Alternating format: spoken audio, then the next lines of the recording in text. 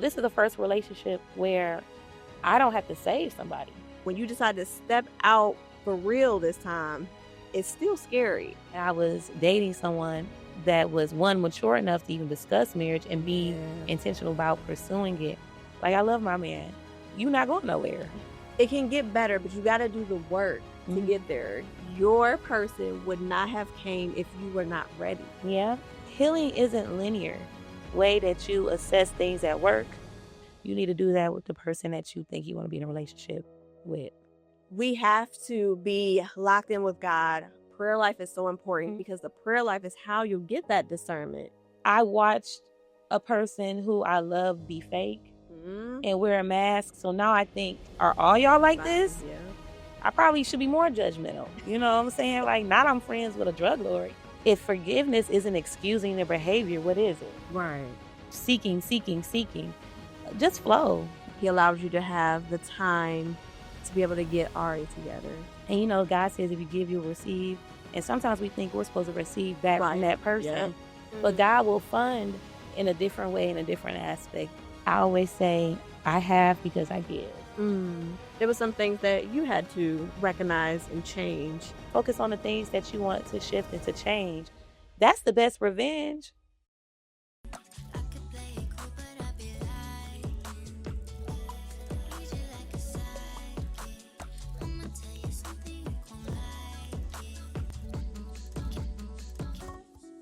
All right, y'all. Welcome back to part 2. And listen, I told y'all weren't gonna miss this because it has went from good to gooder. Period. And the beautiful thing about this beautiful love story is that although it started off in a broken place for Ari, but beauties and gents, let me tell you, if you just leave what is not serving you and you step into who you really are, it gets better. And we are here to tell you through her testimony, it definitely gets better. So, all right, listen. So we stopped off at the fact that you finally, left him alone. Yeah. And realized that you had to choose self. Yeah. And so stepping out, again, when you decide to step out for real this time, it's still scary and it's still hard. So, okay. So before we get to the brighter side of things, I got to know, how did the first steps of healing look for you? Well, it was a challenge. So I was dating, again, the father of my child for 11 years, went into another relationship, and we were together for 2 years. So I didn't know what it was like to even sleep alone. You know, I always had a body next to me in my bed. I just, and sometimes that's all I accepted for myself, whether they were contributing to the relationship or not. That's what I was just used to. So it just became like my new normal of learning how to function with just me and my son, which I found out I truly enjoyed. I was on my time now. It wasn't about just, oh, I got to make sure I do this to make him happy, or I got to make sure I say this to feel his ego. Because to be transparent, loving a man is a lot of fulfilling the ego. Yeah. They need to feel needed. You have to say a lot of, they need a lot of verbal confirmation. And as a woman, that could be taxing. We, especially if you're a busy woman, you're doing a lot of stuff for yourself and you have to pour into him. So I went into my season of selfishness. As you should. I went into my season of selfishness. I was just tired. I was just tired of over a decade from my teenage years. Now, mind you, I've ran through my 20s. From 17 to 31, I had been somebody's girlfriend. Wow. Cooking, cleaning, balancing the finances, trying to pull. I believe in you. We can do this. Have you ever considered? For 15 years, I was like, forget it. I can't control anybody but myself. Yeah. So I started becoming very intentional with my moves. So when, no pun intended.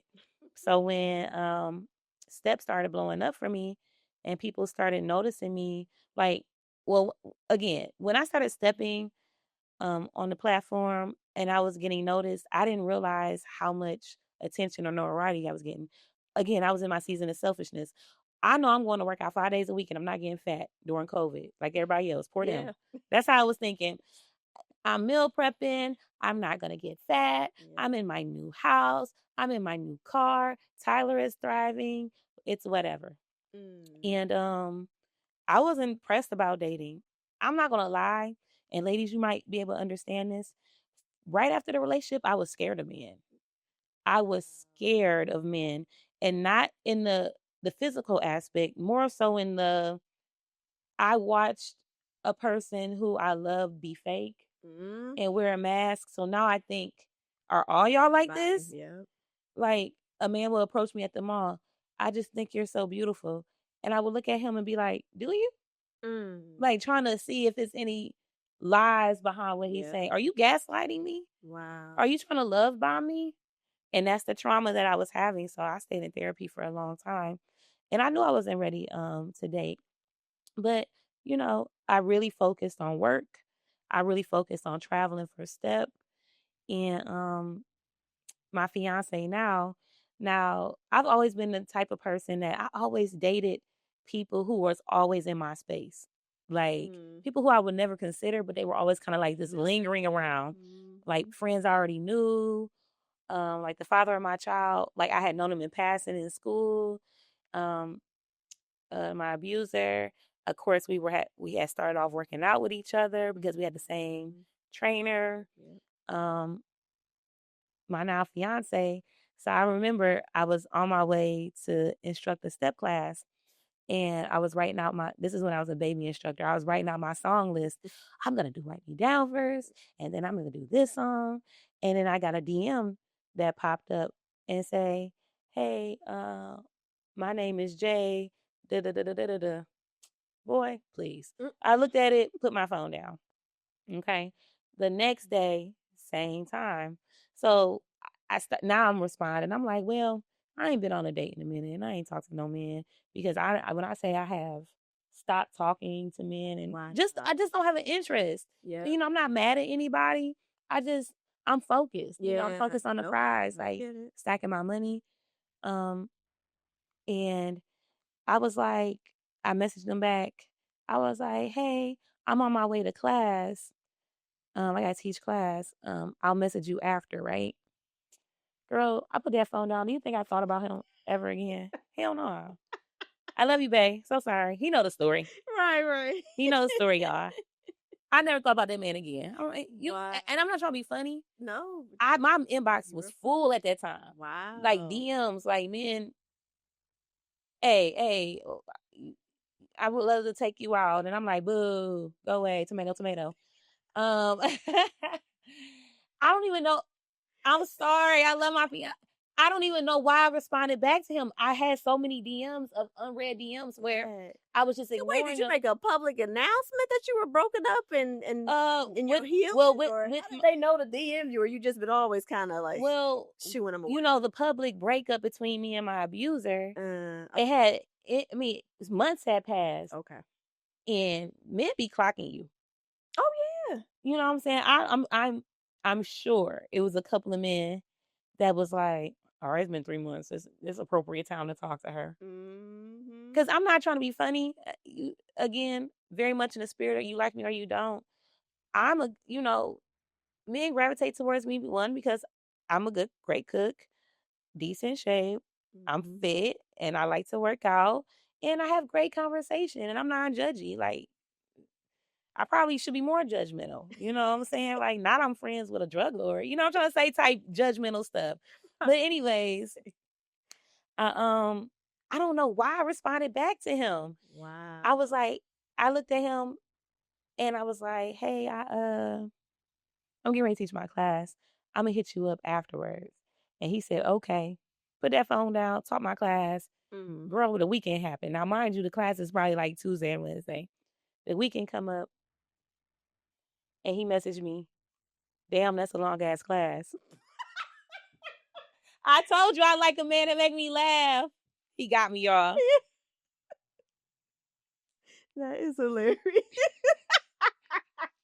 Because men are persistent, so that Oh my God. You're like, damn, that's a long ass class. I did exactly what you did. I was in the car, like tears running down my face.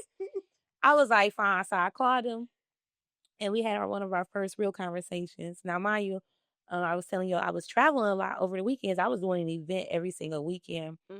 And I found out he was a truck driver. So he was in and out of town as well. And you know the little stereotype, the truck drivers and the nurses. I was just in a mind state where I didn't really care where the relationship went, you know. Okay. Ladies, sometimes we are just so desperate to we be in a relationship. We're seeking. Just flow. You know what I'm trying to say?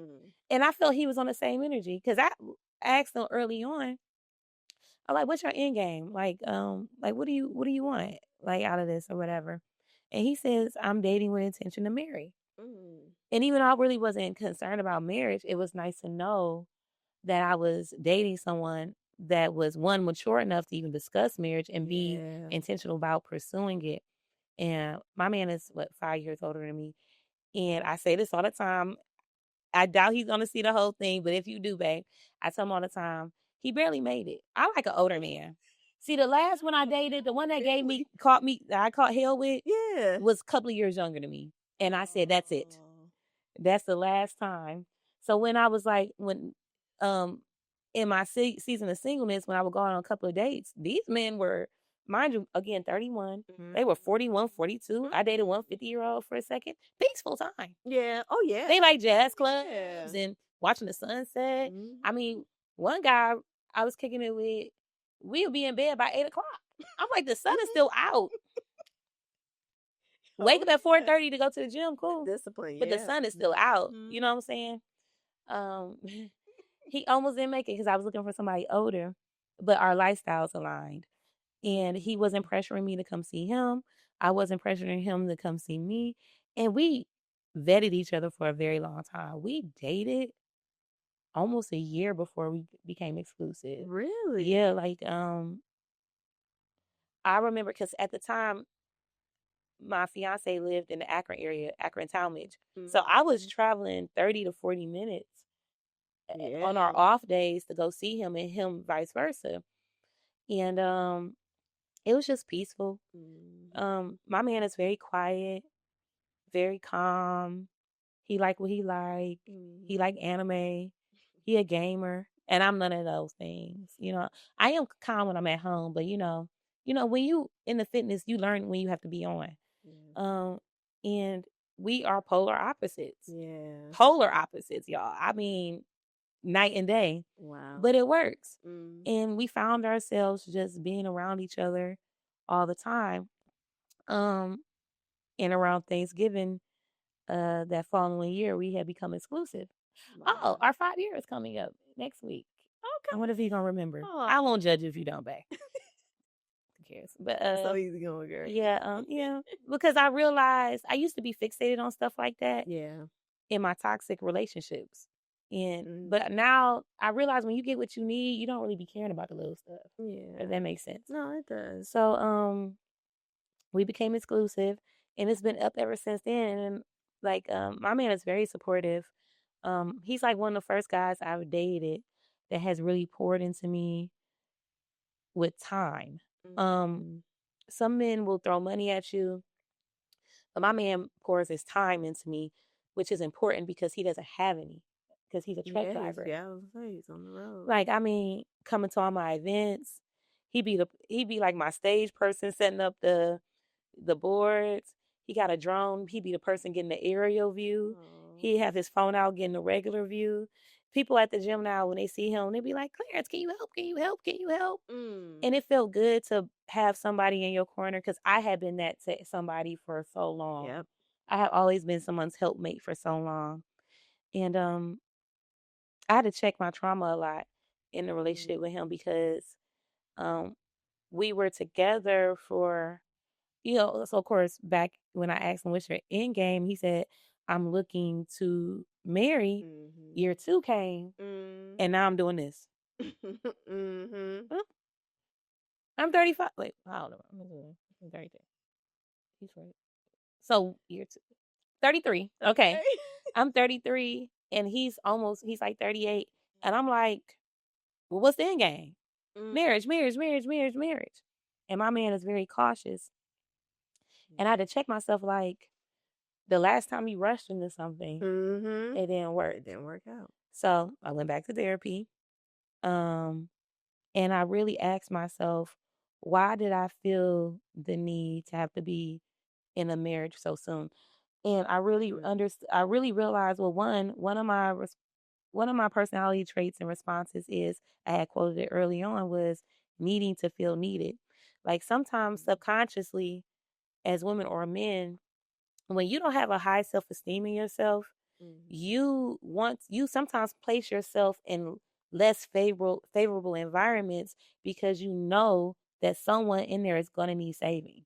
And then when you save them, you're going to be the hero. And Mm-hmm. you're used to not being the hero sometimes because if you have low self-esteem or if you feel like you're unworthy. So it's almost like, if you're not careful, it could be self-serving and can become like a drug, saving people and Mm-hmm. reaching and extending yourself to be the good guy or savior in someone's story. Yeah.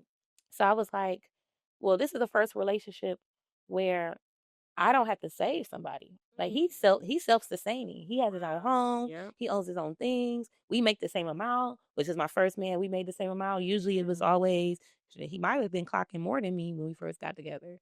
Um, where I was always having to shovel out money. So, so now I'm like, Mm-hmm. oh, well, he doesn't need me for this and he doesn't need me for this. So now I got to make sure we get married. Mm. So that, So that was a shift. me problem. Yeah. So I go back to therapy about it and I just let it breathe. Um, and earlier this year, during my book signing, Yeah. yeah, I saw it was such a beautiful story.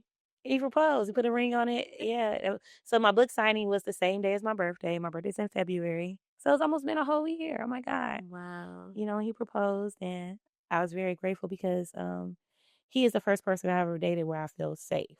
Mm. Um and I'm telling you, ladies, safety is such a It's necessity. so I necessary. mean, And it don't cost. so like when I had mentioned, and it don't It cost. don't cost. And I mentioned earlier, well, in part one, where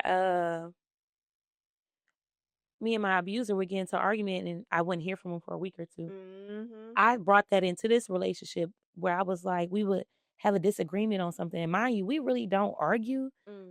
We might have like a misunderstanding and we might give each other like the silent treatment for a couple of hours, the most like 12 hours, and then we go back to talking to each other and talking things Mm-hmm. through. But I was our first argument, a part of me said to myself, I started calculating because now he lives at the house and he pays for certain things. I start calculating how many hours I have to pick up in order to cover the bills that he won't cover if he moves out. Mm. Oh wow. You see what I'm saying? Yep. So I'm so used to a man leaving me. But you gotta come up with your backup So plan. now I'm like, we had an argument just in case he leave and I don't hear from him for a month. I'm gonna have to pick up 3 shifts this month so I can cover the mortgage. And I had lived Mm. in that space for so long. Or we get into an argument, will you still love me the next day feeling? Mm-hmm. Oh Um, um, and he had said to me one time, he was like, I mean, we got into an argument, doesn't mean the relationship is over. yeah. And I was like, okay. But I needed that reassurance. So even when we have conflict, I know he's still my person. You know what I'm trying to say? Like just like how I feel about Step. Like it's nothing I can really do about it. Step is my passion. It's not going nowhere. Like I love my man. You not going nowhere. We'll figure it out. You know, we have built. We know each other. We're comfortable with each other, and we trust each other. That's the biggest thing. Yeah. When he tells me he's gonna do something, he does it. Right. You know, I'm not used to that either. I wasn't. Mm-hmm. I was definitely the woman that be like, "Can you do this? Can you do this?" A week would pass, 2 weeks would pass. Forget it. I'll do it myself. Mm-hmm. No one feels great about that. And he might joke about it every once in a while, where I'll ask for something. He'd be like, "Let me get up before you do it yourself," and I'll be like, and I'm like, "And you right." Um, yeah, but yeah, it's been cool. It's been a learning curve. I think when you're so used to being in something so toxic where you Mm-hmm. almost can't believe that it's happened for you. But again, God has always giving me what I asked for. Mm. I asked for that one particular partner, he gave it to me. And when I found confidence in myself and I said, you know what, God, I deserve better. I got my karma back. I I I released the guilt. Yeah. I release it. I did what I did. I've repented. I have talked to the person. I've extended apologies.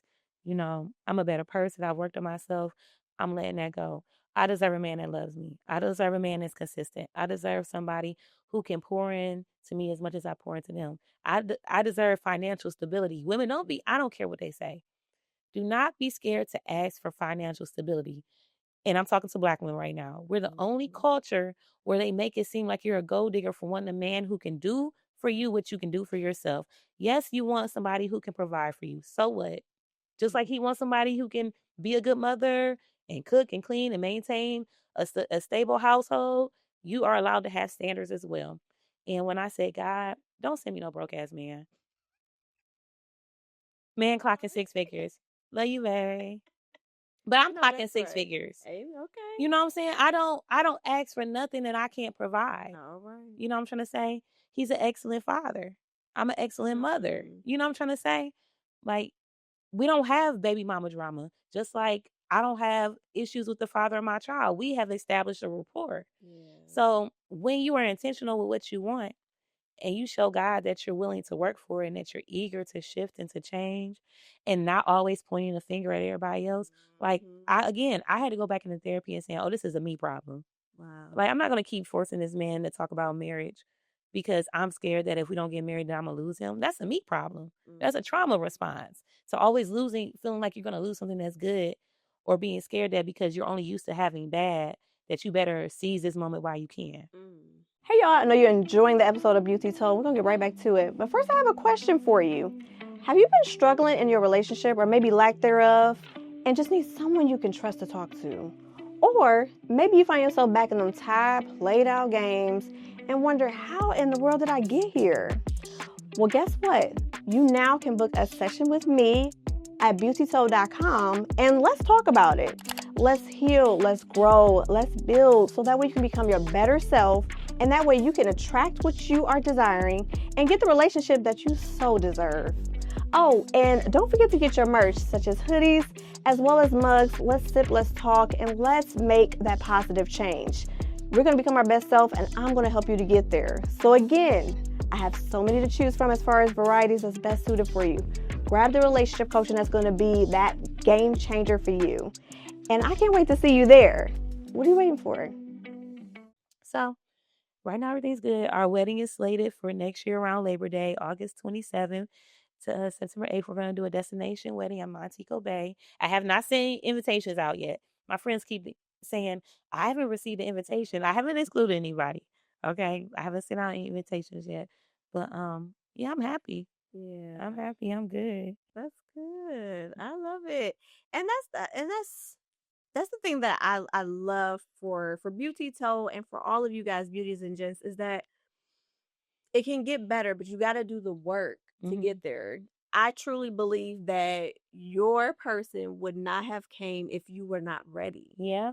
And you had to take the healing because your healing process was roughly about how long? Like, about like a year.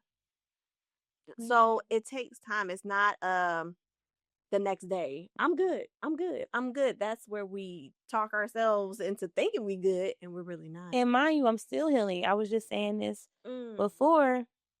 Like, healing isn't linear. Yeah. Like, it's all over the place. It could be a cycle, just like the stages of grieving, where Mm. some day you're in acceptance, and some days you're in depression, and some days you're in bargaining. And let's be transparent. Many of our exes are still in our community, or you run into them, Mm. and you have to still be able to maintain your sanity. Yeah. You know what I'm saying? Like, imagine having to constantly run into your abuser. Mm. And years pass, you can't just keep bringing it up. People don't care. Just be for real. People got their own stuff going on. People do not care. Yeah. So you have to chin up, push forward, focus on your life, focus on the things that you want to shift and to change. That's the best revenge. The best revenge is never looking back. I'm not thinking about you. I'm thriving.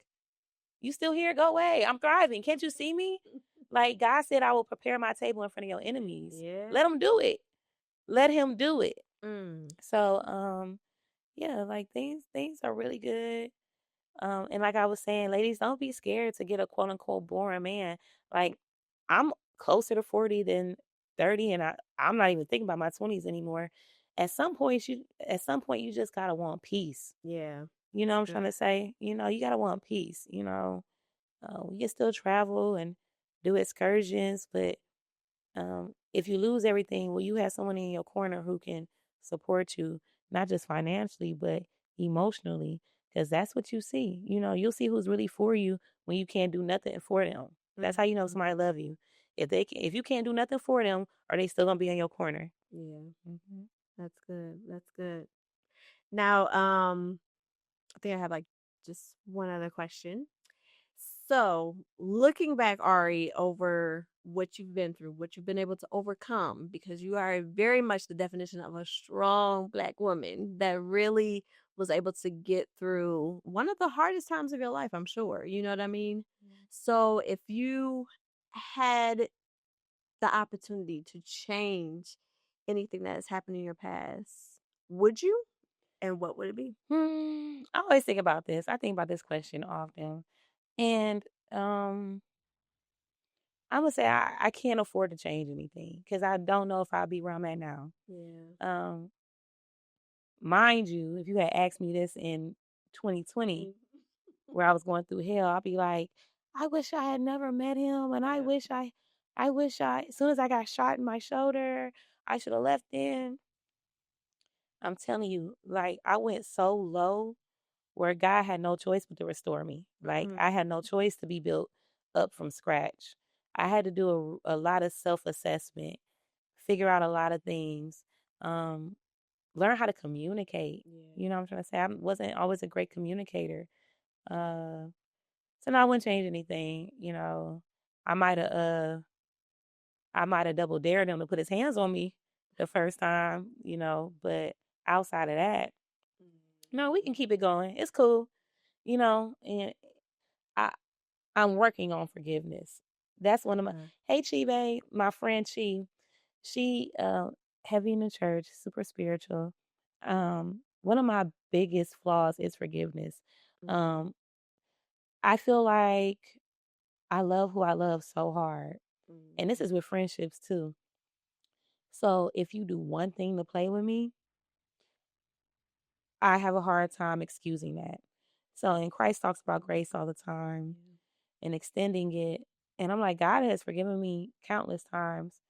It's just my ego I'm working on because my thought process is always I would never do that to you. Mhm. Like we're friends, we're family. You're my significant other. I would have done anything for you, Yeah. and this is how you treat me. Mhm. Um, so it's learning what forgiveness is because I got stuck on that for a long time. Like if forgiveness isn't excusing their behavior, what is it? Right. And then realizing that forgiveness is not just for them, but it's also for me, giving me permission to move on from it. So years down the line, I'm still working on forgiveness. Um, I guess the hard part is feeling like doing it when you feel like the person doesn't deserve it. Yeah. Yeah, but Yeah. yeah, that's the hardest part. Um, Okay. yeah, but I am who I am. I'm working to become a better person every single day. I'm not perfect, but I'm very authentic and I am very much me. I love it. I love it. So, listen, I'm so happy that God can change things suddenly. Yes, he can. I am so glad that, he allows you to have the time to be able to get Ari together, to be able to, like you said, realize some things that it wasn't even all on, your person, your abuser, but there were some things that you had to, Mm. recognize and change. So that way, to your point, you don't bring it into a healthy Yeah. relationship, you know? So I love it. And so it obviously brings me to, yes, y'all, the question of the segment that I have to ask every guest. And Ari, when it comes to my final question, what makes you beautiful? What makes me beautiful? I think it's my spirit to teach and educate. I really looked on my life's purpose, and Mhm. it's not something specific, but it does have one commonality, and that's education. Wow. I teach as a nurse. I teach as an instructor. I teach as a cook. I love to watch the light bulb come on when people get something that I've explained to them. And I love when people shift their lives when they figure out that they're capable. A lot of time, education is just showing people that they can do the things that they think they can't, letting them know that you can do the hard and challenging things, and you're worthy of doing the hard and challenging things. Yeah, so education, teaching, instructing, that's what makes me beautiful. Oh my gosh, I love that one. That no shade to any of my other guests. That might be one of my Oh, favorites thank because I love how you broke that down. And of course, obviously, it's been a one of a kind answer that I can appreciate. you. Thank you. Absolutely. Well, Ari, of course, I appreciate you coming on and sticking around so that we can get not one, but two, segments in. And oh, y'all, very last but not least, I can't let y'all go without going through the what's the tea. Now, this one was a very short and simple one, and of course, I just have my guests chime in on it, which I feel like me and you, we may have already tackled it. To be honest, this is from someone in their single season or singleness. When it comes to not moving on, when God sent red flags instead of you questioning the red flags. So, what are some things that a single person basically can be able to recognize when God's trying to tell you clearly this ain't the person for you? Discernment. Don't Mm-hmm. ignore your gut instinct. Every time, I don't care. Yeah. I'm old enough to say to myself, I don't need a long and drawn out explanation on why we aren't aligned. A lot of times when we're younger, you wait for someone to do something bad to you to cut ties with Mm-hmm. them. If I keep coming around you, it's something in my spirit that's like, I'm putting up a barrier. So when you're dating someone and recognize your traumas, when you're dating someone or someone's pursuing you, really listen to what they're saying. Listen to what they're saying. Learn how to read between the lines because a person will tell you who they are within the first 10 minutes of a conversation. I promise you Mm-hmm. they will. And be quiet. Let them speak because a lot of times, especially as women, we'll get off on trying to explain who we are that we don't let the man talk. He can tell you whether he's for you or not for you in the first conversation. Yep. So don't ignore the red flags. You know, as you can see in my story in part one, the first three red flags, which were huge red flags, led to 2 years of trauma. Mm. Save yourself the time. Wow. Save yourself the time. Now, I will say this too.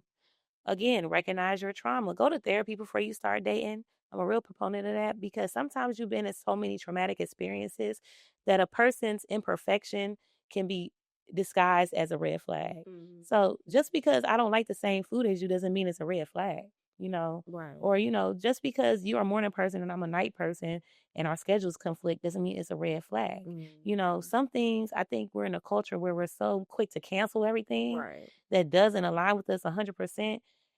If we're not careful, and singleness is not a bad thing. Again, I say I thrive through my singleness, but we need each other. Men need women, women need men. Mm-hmm. Um, and life isn't promised. And you know, ideally, you want to spend it with someone who you can.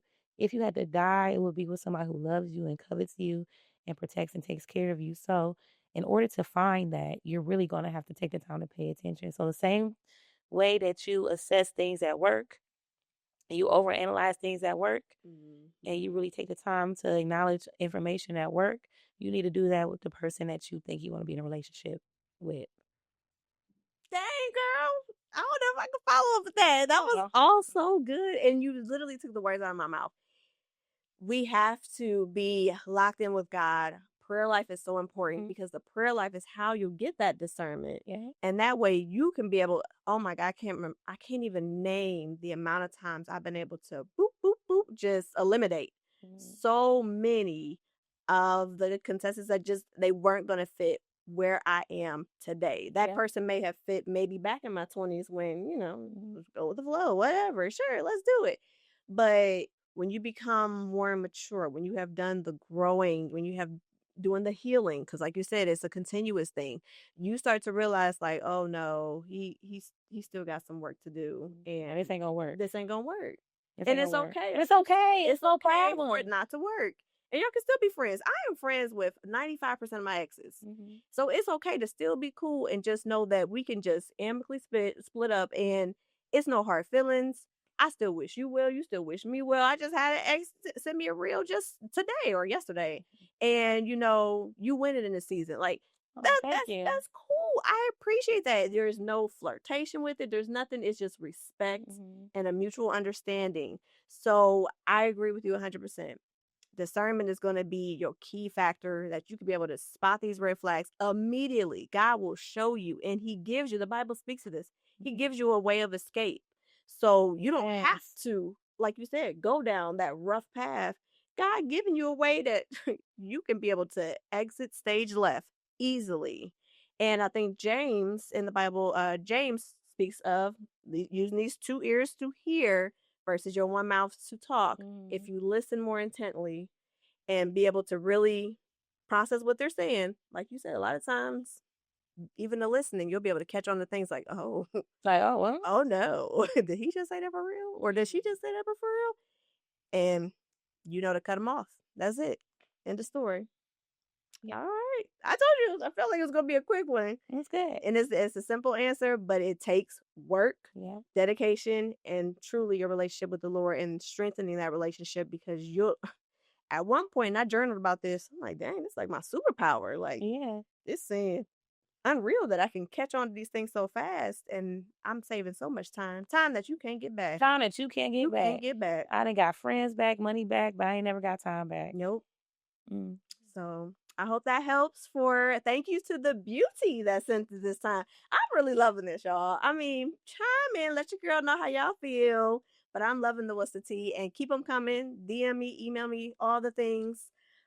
Please do not forget to go down in the description. Make sure you guys purchase this book. This book is so good and it will help you in so many ways. This was just one of the ways that it can help you. But there's so many things that she was so open and transparent to tell you about that you have no choice but to grow from that. Not only that, make sure you guys tap into my website, beautysoul.com. Take your free assessment. Let's take the love quiz. Let's see if you are ready, to find that person for you. And I'm also making sure that I give you guys as a freebie my blueprint for dating. So that way you can start it off on the right foot. So, I mean, it's a win-win for everybody. So make sure you guys tap in for that.